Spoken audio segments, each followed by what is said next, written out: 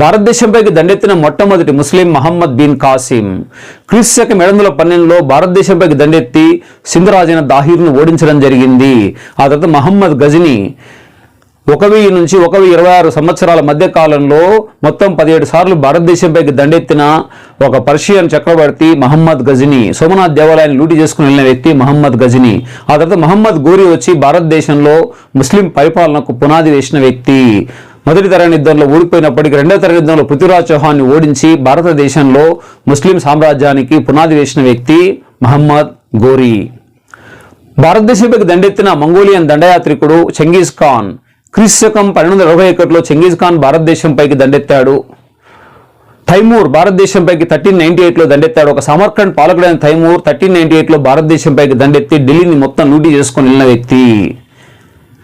నాదిర్ షా 1739లో భారతదేశంపైకి దండెత్తి కోహినూర్ వజ్రాన్ని నెమలి సింహాసనాన్ని దోచుకుని వెళ్ళిన వ్యక్తి నాదిర్ షా. అప్పుడు భారతదేశంలో మొఘల్ చక్రవర్తి మహమ్మద్ షా. వీరే కాకుండా మన దేశానికి సముద్ర మార్గాన్ని కనుక్కున్న వ్యక్తి, అంటే వయా కేపా బుడో మార్గం ద్వారా సముద్ర మార్గాన్ని కనుక్కున్న వ్యక్తి వాస్కో డి గామా. 1498లో కాలికట్ తీరాన్ని చేరుకోవడం జరిగింది. ఆయన రుజువు చేసుకున్న కాలికట్ రాజు పేరు జామోరిన్. విజయనగర సామ్రాజ్య పరిపాలనా కాలంలో నికోలో డి కాంటి, పర్షియన్ రాయబారైనటువంటి అబ్దుల్ రజాక్ మరియు పోర్చుగీస్ వర్తకులైనటువంటి డొమింగో ఫేస్ బార్బోసా కూడా సందర్శించడం జరిగింది.